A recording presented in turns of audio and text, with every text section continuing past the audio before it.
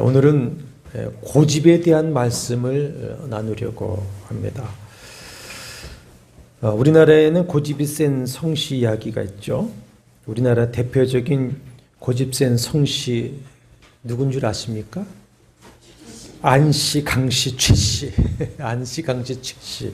거기에다 황소고집, 황씨도 있다고 합니다. 살아있는 김씨 3명이 죽은 최씨 1명을 못 이긴다고 하죠.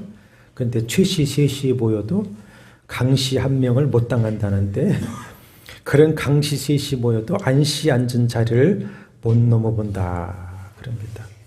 우리 교회는 마침 그런 안씨가 안 계시니 다행입니다. 그런데 장씨도 그렇고 박씨도 그렇고 김씨도 그렇고 이씨도 그렇고 다 한 고집들이 있습니다. 우리 공권사님은 공자의 후예니까 고집이 없을 것 같지 않나 싶습니다. 김동 집사님 웃는 거 보니까 안 그런 것 같으네. 자, 모두 한 고집들이 다 있어요. 말씀을 시작하면서 한 가지 질문을 하겠으니 생각해 보시기 바랍니다. 오늘 강론 제목대로 사람의 고집과 하나님의 고집이 싸우면 누구의 고집이 이기겠습니까? 여러분 자신의 고집과 하나님의 고집이 맞으면 누구의 고집이 이기겠습니까?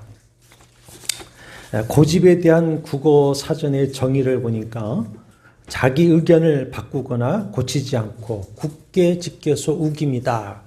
옳고 그른 것을 떠나서 자기 생각을 바득바득 우기는 것을 뜻한다 되었습니다. 그러니까 이런 성질은 아집이라고 하기도 하죠. 아집이다. 이 고집, 아집은 어디서 나오는 것일까요? 고집은 그 속에 들어가 보면 자존심에서 나오는데 우리 자존심과 자존감은 다르죠. 자존감은 자신에 대한 분명한 내적 정체성. 우리를 보면은 나는 하나님의 백성이야, 하나님의 자녀야, 그리스도인이야, 나는 주의 종이야, 목사야. 이런 내적 정체성을 가지고 자기 가치를 소중히 여기는 것이 자존감. 근데 자존심은 다른 사람들로부터 자신을 지키려는 자기 방어 자세인데 대부분 열등감이나 상처나 피해의식이나 낮은 자존감에서 나오게 됩니다. 고집은 이런 자존감의 발로이기도 합니다. 그래서 공동체에서도 보면은 자기 공로를 앞세우고 항상 자기 고집을 관철하려는 분들이 있습니다. 또한 자신의 이기적인 목적을 이루기 위해서 고집을 부리기도 하고 또 남에게 굽히지 않고 지기 싫어하는 성품, 스스로 높이려는 마음 교만에서 나오기도 합니다. 하나님에게 고집을 부리는 경우는 불신과 불순종에 기인하죠. 아담과 하와가 사탄의 유혹에 넘어가서 자기가 자기의 하나님이 되어서 살겠다고 하는 것에서부터 시작된 것입니다. 이렇게 인간의 고집은 근본적으로 죄성, 부패성에서 나오는 것들입니다. 하나님에 대해서 고집이란 말을 사용하기에는 그리 합당한 용어는 아니지만 사람의 고집과 비교되지 하기 위해서 하나님의 고집이라고 하는 말을 사용하게 되는데 하나님의 고집은 사람의 고집과 다르죠. 하나님의 절대적인 공의, 절대적인 사랑에서 나오는 것이 하나님의 고집입니다. 사람의 고집과 다릅니다. 물론 사람의 고집에도 정의와 선을 위한 고집은 있습니다. 특히 신앙인에게는 진리에 대한 고집이 있어야죠. 사명에 대한 고집이 있어야 됩니다. 진리에 대한 고집, 사명에 대한 고집은 순교의 자리까지 갈 수 있어야 합니다. 그래야 이 시대에 우리가 믿음과 복음을 지킬 수 있고 사명을 감당해낼 수가 있습니다. 죽음을 각오하지 않으면 이 시대에는 이 믿음과 사명을 감당해낼 길이 없는 시대인 것 같습니다. 그러나 인간의 고집은 불완전한 것이고 또 치우칠 수밖에 없죠. 그러므로 신앙인이라 할지라도 하나님을 경외하는 사람은 하나님에 대해 고집을 부려서는 안 될 것입니다. 하나님께서 우리 인간들에게 주신 자유의지를 가지고 하나님께 고집을 부릴 수는 있습니다. 자기 고집이 이길 수 있습니다. 이기는 것 같지요. 그러나 하나님의 고집은 결코 이기지 못합니다. 하나님의 고집은 시간이 더딘 것 같습니다. 그러나 왜 그렇습니까? 오래 참으시기 때문에. 그러나 결국 하나님의 고집이 이기십니다. 하나님께 고집을 부리면 결국 공고함을 당하게 되고 또 징계와 심판을 당합니다. 어떤 사람은 죽어도 내 고집 못 꺾어 하는데 그러면 어떻게 됩니까? 죽는 일이 생깁니다. 죽는 일이 생깁니다. 하나님은 사람의 고집, 아집, 교만을 미워하십니다. 잠언서 16장 5절에 무릇 마음이 교만한 자를 여호와께서 미워하시나니. 예레미야 50장 31절에는 주 만군의 여호와가 말하노라 교만한 자여 내가 너를 대적하나니 내 날 곧 너를 벌할 때가 이르렀습니다. 고집에 대해서도 말씀을 하십니다. 느헤미야 9장 29절 30절에 보면은 이스라엘이 하나님의 말씀에 고집하는 어깨를 내밀며 목을 곧게 하여 듣지 아니하였다. 고집하는 어깨를 내밀며 목을 곧게 하였다. 이거는 이제 황소가 주인이 어깨에 명예를 매려고 할 때에 멍에를 맺지 않으려고 고집을 부리고 뒤로 물러나고 등을 돌려대는 그런 모습을 이제 상징하는 모습을 가지고 그렇게 듣지 아니했다. 주께서 여러 해 동안 참으시고 주의 선지자들을 통해서 주의 영으로 그들을 경계하시되 그들이 듣지 아니함으로 열방 사람들의 손에 넘기셨다 합니다. 이스라엘이 바벨론과 아수르에 의해서 멸망에 된 이유가 무엇인지 말씀하고 있습니다. 예레미야 8장 5절에서도 그들이 거짓을 고집하고 돌아오기를 거절하도다. 그러면서 42장 또 44장 쭉 보면 고집을 꺾고 돌아오지 않으면 하나님의 징계와 심판이 있을 것임을 선언하십니다. 결국 이스라엘은 죄 때문에 심판받은 것이 아니라 뭐 때문에 심판받는 겁니까? 고집 때문에, 고집. 하나님의 징계를 받으면서 하나님께서 복으로 주신 그 언약의 땅을 잃고 많은 날 고난을 당하게 되었습니다. 출애굽한 후에 이스라엘이 광야에서 40년을 고생하며 방황하다가 출애굽 1세대들이 가나안에 들어가 보지 못하고 광야에서 다 죽은 이유가 하나님께 고집을 피운 이유입니다. 고집을 피운 이유. 한 예가 민수기 14장 우리가 잘 아는 열정탐꾼 이야기에서 나옵니다. 출애굽 2년 차에 가데스 바네아에서 열정탐꾼을 가나안에 보냈죠. 1년 만에 가나안 땅 턱밑까지 가데스 바네아는 애굽과 가나안의 경계선입니다. 턱밑까지 올라와서 이제 가나안에 올라가기 위해서 정탐꾼을 이제 보냅니다.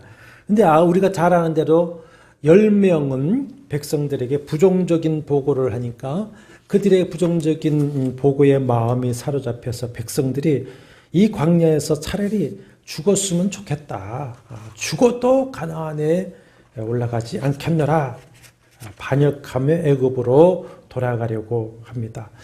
여호수아 갈렙이 설득하지만 고집을 꺾지 않습니다. 그것을 보신 주님이 그래 너희들이 말한 대로 이 광야에서 다 죽을 때까지 너희가 이 광야에서 40년 유리방황하게 될 것이다. 그러면서 열정탐꾼을 재앙으로 죽이십니다. 하나님 그 말씀과 재앙을 보고 백성들이 두렵고 그래서 이제 우리가 당장 올라가겠습니다. 내일 아침 당장 올라가겠습니다. 그러니까 모세가 여호와가 지금은 함께 하시지 않으시니까 올라가지 마라 하는데도 고집을 부리고 가나안으로 올라갔다가 아말렉과 가나안 군대에 많은 희생을 치르고 패배하고 들어 밀려가게 됩니다. 하나님에 대한 이 불신과 고집이 이런 불행을 낳게 되는 것이죠. 개인적인 고집으로도 망한 사람이 있습니다. 사울왕이 한 예죠. 사울왕 처음에는 참으로 온유하고 겸손한 사람이었습니다. 그래서 백성들이 왕을 요구하는 것에 부응해서 하나님께서 그를 사무엘을 통해서 기름 부어 왕으로 세우셨죠. 세우시고 은혜 주시고 강하게 하셨습니다. 그러자 사울이 점점 교만해지고 욕심이 가득하게 됩니다. 선지자를 통해서 주시는 말씀에 거듭거듭 불순종합니다. 왕의 권력을 가지고 올건하여 제사를 하기도 합니다. 그러다가 이제 아멜렉을 치라고 하실 때에 과거 광야 백성을 대적한 그 죄를 물어서 사람이든 짐승이든 그 어떤 재물이든 다 멸절하라 명령을 하시죠. 근데 막상 사울이 하나님의 도우심으로 아말렉을 멸절시키는데 아말렉 왕을 포로로 잡고서는 자기 업적을 자랑하려고 하고 좋고 기름진 그 짐승들을 욕심내어 남깁니다. 그것을 선지자가 책망하자 뭐라고 변명합니까?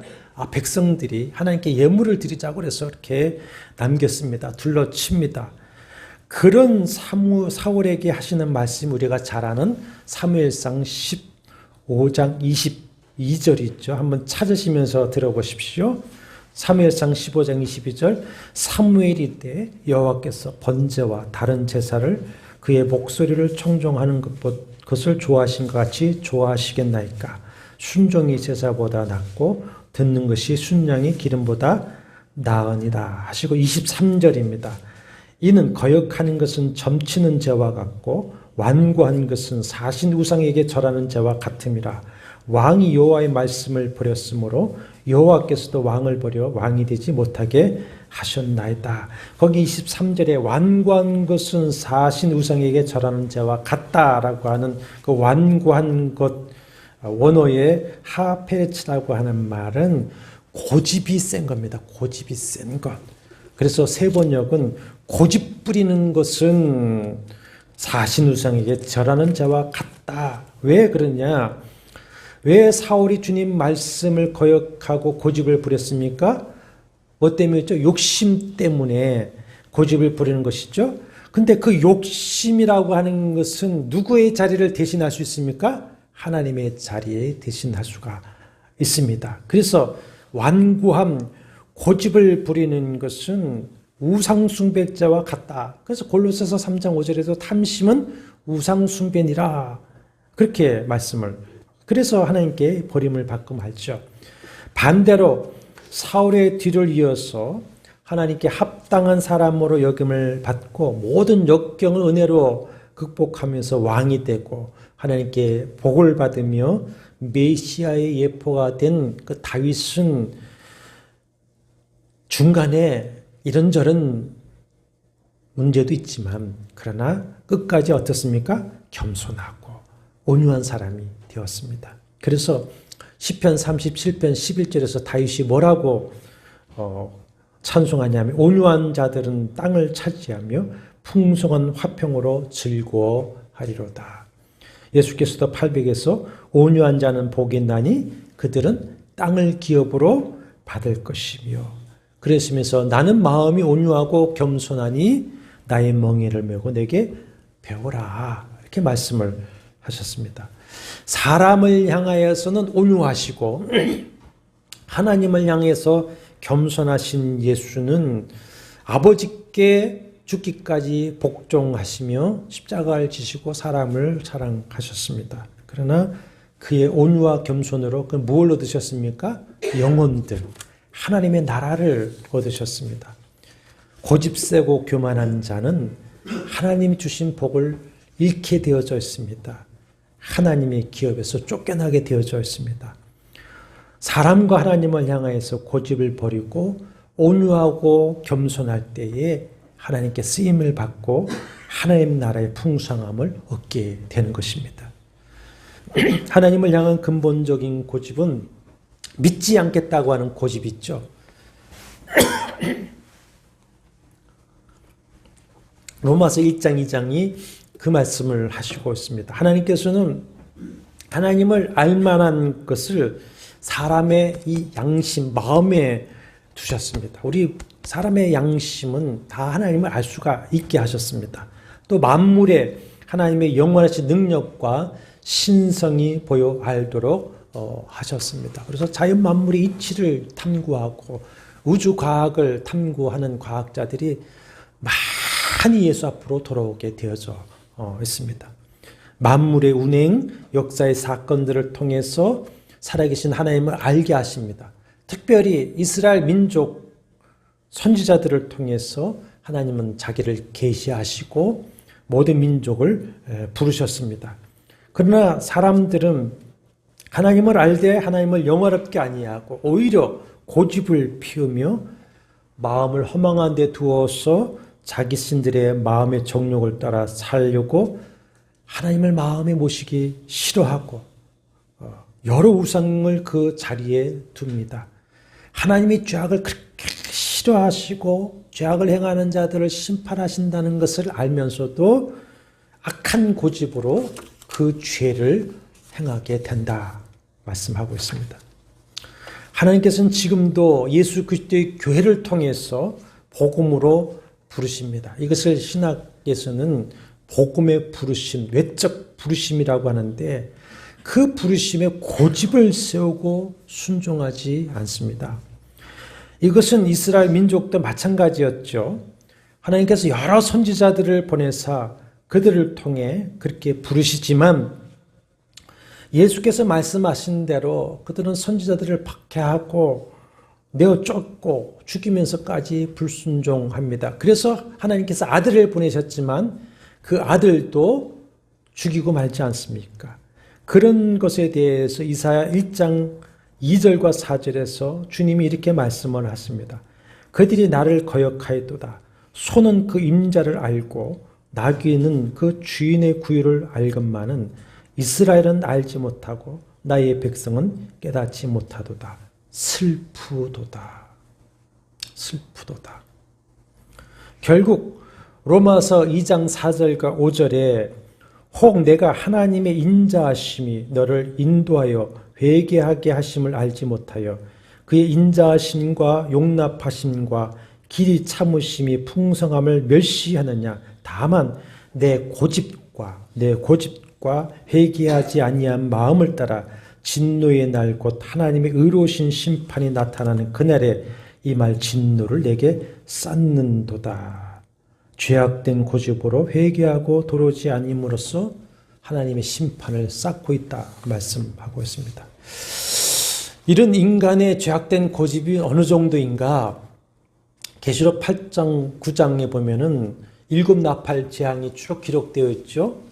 마지막 때에 하나님께서 자연계의 여러 재앙들, 또 적그리스도의 세력을 통한 불법의 만연과 파괴, 전쟁의 재앙 등 여러 재앙을 통해서 징계와 심판을 단행하시면서 인생들을 깨우치시지만은 9장 20절 21절에 보면은 그런 큰 재앙을 감당할 수 없는 재앙을 당하면서도 회개하지 않고 오히려 우상을 하며 자기의 죄악들을 고집스럽게 행하고 있다 이렇게 말씀하고 있습니다. 오늘날 딱 그 모습 아닙니까? 오늘날 출애굽 당시 바로를 생각해 보면 됩니다.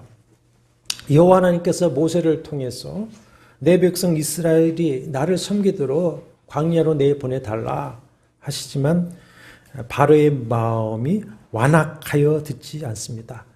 한 가지 재앙을 당하게 됩니다. 한 가지 재앙을 당할 때마다 고통이 너무 큽니다. 그러면 바로가 모세를 불러서 내보내 줄 테니 내 하나님 여호와께 구하여서 이 재앙을 거두게 해달라. 그러면 재앙을 또 거두시죠. 근데 출애굽기 8장 15절에 이렇게 기록하고 있습니다. 그러나 바로가 숨을 쉴 수 있게 됨을 보았을 때에 그의 마음을 완강하게 하여 듣지 아니하였다. 고통스러울 때는 살려달라 하다가 이제 좀 숨 쉴만 하니까 다시 마음을 완강하게 했다. 마음이 완강하다고 했는데 고집을 부린다는 겁니다. 고집을. 그래서 우리말 세번역과 공동번역에는 고집을 부린다 이렇게 번역을 했습니다. 고집. 바로가 고집을 부리고 불순종함으로써 자기 집은 물론이고 온 백성이 고통을 당하지 않습니까? 그러다가 다시 숨을 쉴 만하면 또 고집을 부립니다. 그렇게 해서 결국 자신과 백성들의 장자까지 다 죽는 재앙심판을 받죠. 그제서야 고집을 꺾고 내보내는데 또다시 고집스럽게 추격해 왔다가 홍해에서 그 군대가 다 수상되고 말지 않습니까? 하나님 앞에 고집을 부리고 불순종하는 것은 결국 공고함과 징계와 사망에 이르게 되는 길입니다. 주님께서 오늘도 복음으로 말씀으로 또 주의 종들을 통해서 부르시는데 그 부르심에 불순종하는 것은 믿는 자라면 성령을 소멸하게 될 것입니다. 성령의 감동하심이 없게 되는 것이죠. 이 어둡고 죄악되고 한치 앞을 내다볼 수 없는 이런 세상에 그래서 빛 없이 살아가게 되는 것입니다. 불신자는 예수께서 말씀하신 대로 성령을 거역하고 회방하는 것이 되겠죠. 사함이 없다. 왜 사함이 없습니까? 성령께서는 그리스도의 복음으로 부르셔서 죄사함 받고 구원 얻게 하는데 그것을 거역하고 회방하니 죄사함 받을 길이 없으니 심판을 받게 되는 것이죠. 그래서 사함이 없다고 하는 것입니다. 이렇게 복음의 부르심에 고집으로 불순종하고 또 믿는 자다, 하나님의 백성이다 하면서도 이스라엘 백성이나 사울왕처럼 말씀에 고집을 부리며 불순종하기도 합니다. 또 사명의 부르심에 고집을 세우고 불순종하지 않습니다. 하나님은 복음의 말씀을 통해서 믿는 자를 교회로 부르십니다. 교회를 떠나서는 복음이 없습니다. 교회를 통해서 복음을 알게 하시고 교회를 통해서 구원하십니다. 그리고 교회를 통해서 믿는 자에게 사명을 주십니다. 교회가 부르시는 것은 주님이 부르시는 것이고 교회가 주는 사명은 주님이 주시는 사명입니다. 그러므로 교회의 부르심과 교회가 세우는 사명을 불순종하는 것은 곧 교회의 머리시요 주인님이신 주님께 불순종하는 것입니다. 그런데 고집을 세우고 불순종하지 않는 이들이 있습니다. 오늘 강론 시작에서 두 가지 질문을 제가 했죠. 사람의 고집과 하나님의 고집이 싸우면 누구의 고집이 이기겠는가? 내 고집과 하나님의 고집이 맞으면 누구의 고집이 이기겠는가? 이 문제에 대해서 오늘 본문을 삼은 요나 이야기를 통해서 좀 이야기를 해보려고 합니다. 이 요나서에는 사람의 고집과 하나님의 고집이 나옵니다.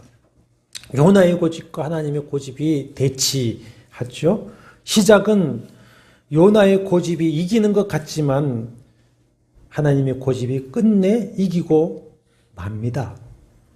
자, 사람의 고집, 요나의 고집이 나오죠. 우리가 잘 아는 얘기입니다. 요나서는 이 큰 물고기 이야기 때문에 마치 역사와 동떨어진 신화처럼 생각되기 쉽지만은 역사서인 왕하 15장 25절에 보면은 여호와께서 아미떼의 아들 선지자 요나를 통해서 하신 말씀과 같이 여로보암이 이스라엘 영토를 회복하였다 기록되겠습니다. 요나는 북이스라엘 여로보암 2세 주전 793년에서 753년에 제위한 여로보암 2세 통치 기간에 그러니까 722년 아시리아에 의해서 아수르에서 멸망하기 얼마 전에 호세 아모스와 같이 활동한 실제 선지자입니다. 당시 이 아수르는 우리 역사에서도 보지만 아주 잔혹한 민족이라 그 잔혹함으로 세계를 이제 정복하고 있는데 하나님께서 그 아수르 역사적으로 요나 때는 베나닷 2세입니다. 베나닷 2세 때인데 그 수도인 니느웨에 가서 그들의 악을 책망하고 여호와의 심판을 전하라 명령을 하십니다. 오늘 우리가 읽은 4장 1절과 2절을 통해서 알 수 있는 것은 주님께서 요나에게 이 명령을 하실 때 네가 가서 외치면 니느웨가 회개할 것이고 그러면 내가 뜻을 돌이켜 심판을 거두고 구원하시겠다. 이미 말씀을 하셨습니다. 그런데 이 요나는 자국의 원수요 악한 족속인 니느웨를 하나님이 구원하시는 것이 싫었습니다. 그래서 1장 3절에 보면은 여호와의 얼굴을 피하려고 다시스로 도망하려 항구 욥바에 내려갔더니 마침 다시스로 가는 배를 만나 뱃삭을 주고 배에 올랐다 했습니다. 스페인 반도 남쪽 항구인 다시스는 당시 세상의 끝이었습니다. 이 다시스를 통과하면 망망대해 대상입니다. 그 누구도 아직까지 그 바다를 건너본 적이 없는 시대에 거기에는 세상이 없다고 하는 시대였습니다. 그리고 그것은 하나님을 모르는 곳이었습니다. 요나는 하나님이 부지한 곳에 가서 사는 한이 있더라도, 즉 내가 하나님을 떠나 사는 한이 있더라도 니느웨를 구원하시겠다고 하는 하나님의 뜻은 내가 따를 수 없노라고 거역합니다. 바로의 경우와 같이 완고한 고집을 지금 세우고 있는 것이죠. 자, 여기서부터 이제 요나의 고집과 하나님의 고집이 부딪히죠. 다시스까지 가는 항해는 1년이 소요된다고 하니 얼마나 또 뱃삭이 비싸겠습니까? 근데 마침 문장을 보면 마침 그 비싼 뱃삭도 준비되어져 있고 내려갔더니 1년 가는 그 배가 만나서 뱃삭을 지불하고 배를 탑니다. 요나는 어떻게 생각했습니까? 야, 내 고집이 이겼다. 그리고 배 밑층에 내려가서 깊이 잠이 듭니다. 그런 요나의 고집을 꺾고자 하나님이 역사하시기 시작하죠. 1장 4절에 보시면 여호와께서 큰 바람을 바다 위에 내리심에 했습니다. 이것은 원어는 힘껏 던지다. 바람을 하나님께서 그 바다에 힘껏 내던지셨다. 그래서 2장 3절에 보면은 주의 파도와 큰 물결이라고 고백을 하고 있습니다. 그래서 그 바다 가운데 큰 폭풍이 일어나 배가 거의 깨지게 되었다.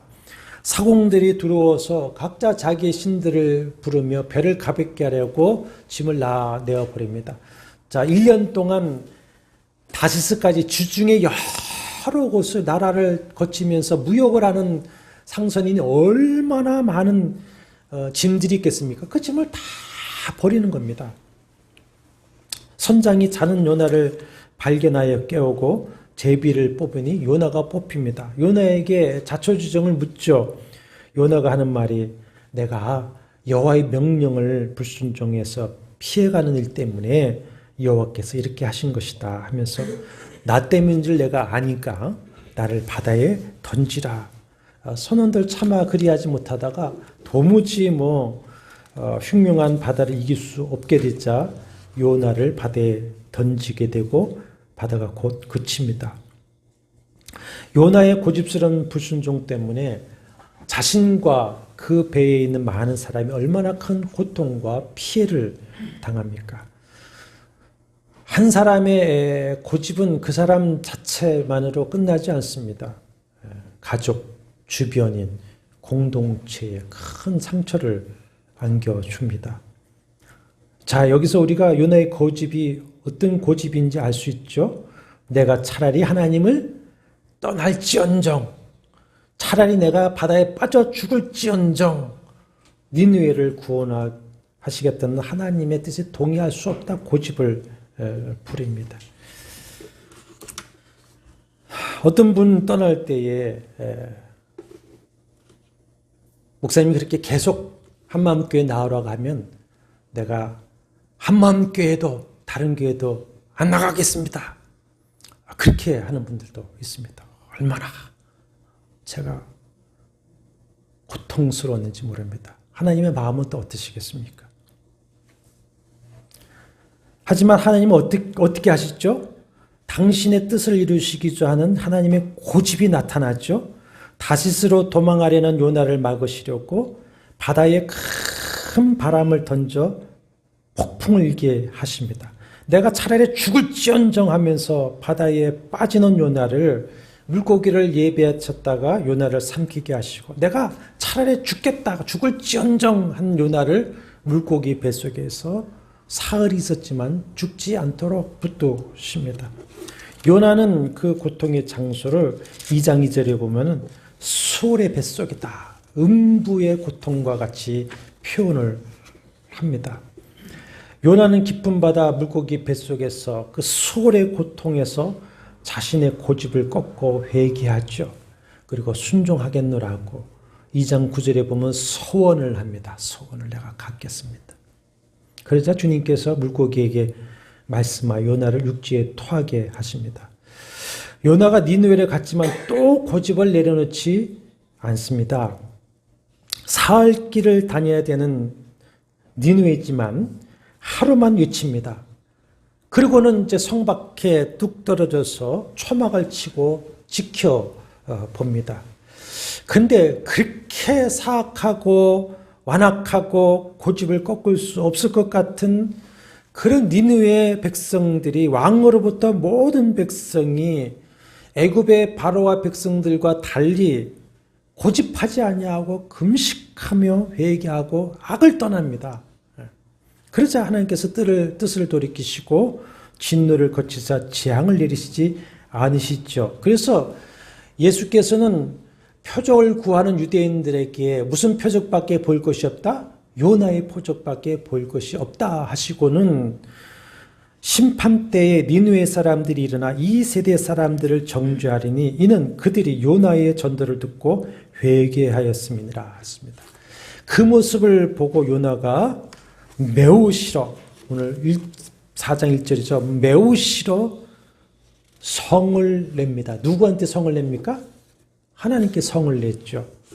아니, 하나님께서 이렇게 하실 거라고 이미 말씀을 하셨어. 내가 그것이 싫어서 다시스로 도망하려고 했던 것이 아닙니까?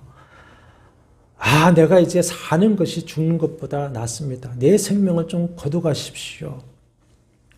요나의 이런 고집스러운 마음을 깨우치고자 박넝쿨로 그늘을 만들어 주셨다가 또 거두시죠. 그러자 요나가 또 하나님을 향해서 사는 것이 죽는 것보다 사는 것보다 죽는 것이 낫습니다. 또 성을 냅니다. 참 요나의 고집 대단하지 않습니까? 내가 하나님을 떠나 사는 한이 있더라도, 내가 차라리 바다에 빠져 죽는 한이 있어도, 내가 여기서 내가 차라리 이 꼴을 보느니 죽는 게 낫다고 정말 사람이 보일 수 있는 모든 완고한 고집을 다 보여주고 있습니다. 그렇지 않습니까?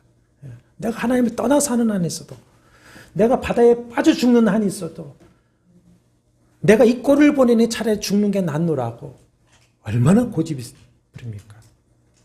그러나 이 요나서에는 하나님의 하나님다우심이 나타납니다. 오늘 강론 주제대로 하면 하나님의 그 고집, 그저 막무가내식인 그런 끈질긴 고집을 보여주는 이야기입니다. 어떻게 하십니까? 큰 풍랑을 일으키시죠. 차라리 바다에 빠져 죽겠다고 뛰어드니까 물고기를 예비했다가 기어코 살리셔서 니느웨에 가서 전도하게 하시고 니느웨를 회개시키십니다. 차라리 내가 적골 보내니 죽겠다고 하는 요나를 무엇으로 깨우치십니까? 박넝쿨을 통해서 또 깨우치십니다. 회개시키십니다. 이 요나서는 요나가 이런 회개의 고백을 한 것입니다. 요나서는. 이런 하나님의 어쩌면 막무가내식 고집은 죽어도 못하겠다는 요나의 고집을 꺾으시고 요나도 살리시고 니느웨 사람도 살리셨습니다. 요나의 고집, 사람의 고집과 하나님의 고집이 대결하면 결국 누가 이겼습니까? 내 고집과 하나님의 고집이 맞으면 누가 이길 것 같습니까? 제가 전에도 한번 말씀드렸지만 제가 모든 말씀에 아멘하고 칼빈주의자가 된 것은 어렸을 때에 저를 가르치던 교수 목사님, 노 목사님이 야 이놈아, 하나님은 우주의 독재자야. 하나님 마음이야. 그 한마디에 깨졌습니다.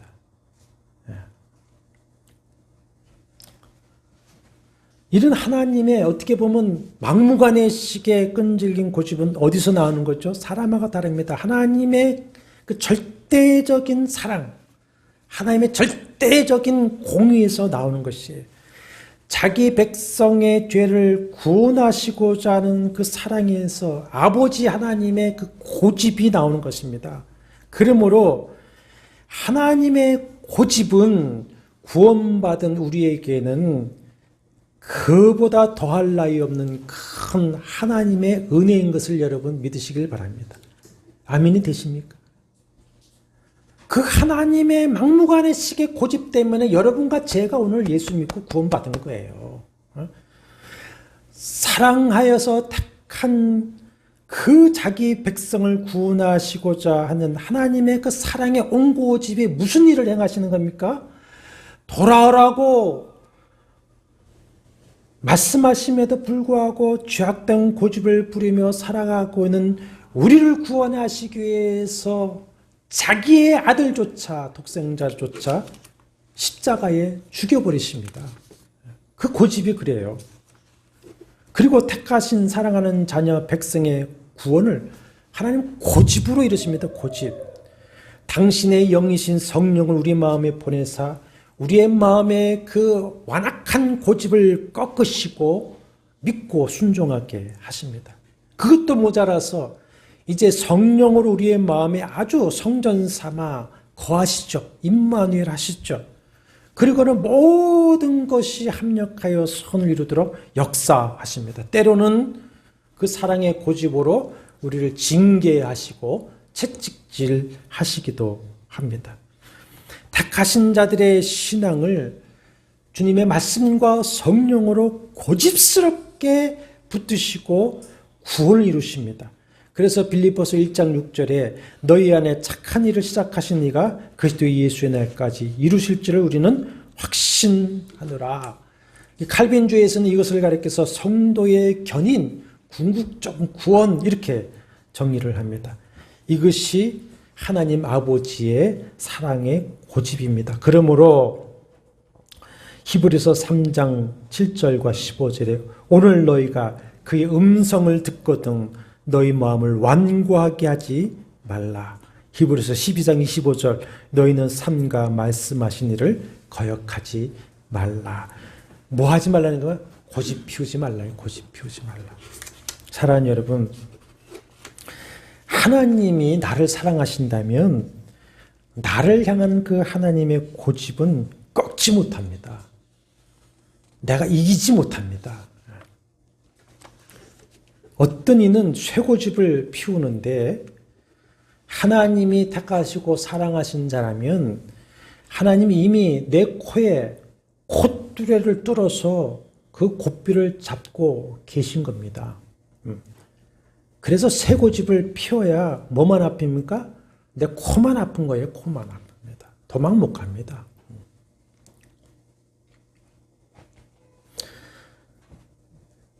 하나님 아버지의 고집에 순응하는 것이 지혜요 살 길이고 평안을 얻고 여호와 일의 복을 얻는 것을 믿으시길 바랍니다.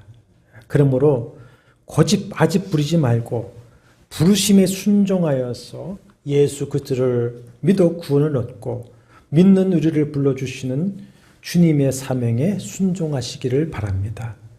그 피로 교회를 세우시고 교회의 머리와 주인 되시는 주님은 교회로 부르시는 겁니다. 교회로. 교회를 통해 여러분의 사명을 또 부르십니다. 교회의 직분은 요나에게 주신 것과 같은 주님의 소명입니다. 사명입니다. 그것이 말씀이요 성령입니다. 말씀을 마치려고 합니다. 여러분과 제가 고집 부리지 않기를 바랍니다. 고집 부리지 않기를. 우리의 가족들이 고집 부리지 않도록 에스겔 36장 26절 말씀대로 성령께서 그 굳은 돌 같은 마음을 제거하고 부드러운 마음을 주셔서 부르심에 순종하여 구원을 얻고 여호와의 일에 복을 받게 되기를 축원합니다. 사람의 고집에 지지 마십시오. 다만 주님의 말씀에 순종하시고 성령께 맡기시기를 바랍니다. 그러면 주님이 개입하시고 간섭하셔서 때가 되면 에스겔 36장의 그 말씀처럼 성령께서 그 굳은 마음을 제거하고 부드러운 마음을 주셔서 순종하게 하십니다. 사람의 고집에 맞춘다고 해서 그 고집이 변하는 거 아닙니다. 더 고집을 부려서 주님과 반대하는 방향으로 고집을 부리며 끌고 가려고 할 것입니다. 이거 사탄의 계략입니다. 나는 나대로 주님의 뜻에 순종하고 성령께 맡기는 도리밖에 없지 않습니까? 우리 완고하여 고집 부리지 마십시다. 온유하고 겸손하십시다. 그리하여서 마음에는 주님의 평안, 주님의 쉼을 얻으며 또 주님의 구원과 사명을 이루어서 살아서는 우리가 주님께 은혜와 복을 받으면서 쓰임받는 행복을 누리고 주님 다시 오시는 날 우리 모두가 함께 그랬으면 좋겠습니다. 우리 모두가 함께 주님 앞에 함께 서서 참 잘했다. 착하고 충성된 종아. 내가 마련한 잔치에 참여하라. 그런 말씀 듣게 되는 우리 한마음께 모든 식구들 되기를 주의 이름으로 축원합니다. 주님 내 사랑하는 이들 중에는 이렇게 고집을 부리며 부르심에 순종하지 않는 이들이 있습니다. 주님께 부탁을 드립니다. 성령님께 맡겨드립니다. 불쌍히 여겨 주시옵시고 어서 이렇게 그 굳은 돌 같은 마음을 부드럽게 하여 주셔서 복음에 순종하게 하시고 함께 이 사명의 길에 서서 주님의 은혜와 복과 영생을 누릴 수 있도록 도와주시옵소서. 우리의 마음도 돌아보니 이 못된 고집들, 성격들이 있습니다. 성령님 우리를 깨우쳐 주시옵시고 주 예수 그리스도의 성품처럼 온유하고 겸손하게 하여 주셔서 하나님 나라 풍성함을 누리도록 도와주시옵소서. 아버지께 순종하겠습니다. 성령이 우리를 도우셔서 오직 아버지의 거룩한 뜻만이 이루어지게 하여 주시옵소서. 추운 겨울입니다. 사랑하는 우리 형제 자매들 모든 출입을 동행하여 주옵소서. 붙들어 주시옵소서. 가정을 지켜 주옵소서. 자녀들을 붙들어 주시옵시고 인도하여 주옵소서. 우리 교회를 사랑하여 주옵소서. 이 민족을 불쌍히 여겨 주시옵소서. 예수님의 거룩하신 이름으로 간절히 기도하옵나이다. 아멘.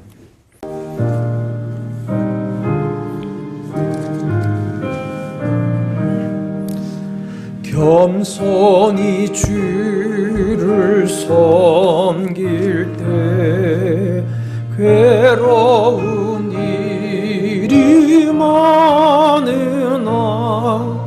구주여 내게 임주사 잘 감당하게 하소서. 인자한 말을 가지고 사람을 감화시키며 갈 길을 잃을 무리를 잘 인도하게 하소서. 구주의 귀한 인내를 깨달아 알게 하시고 굳건한 믿음 주셔서 늘 승리하게 하소서.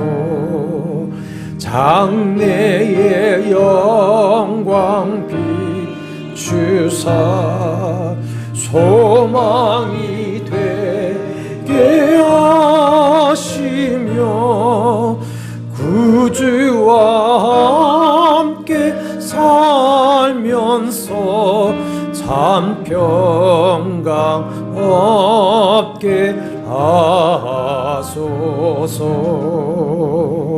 아멘.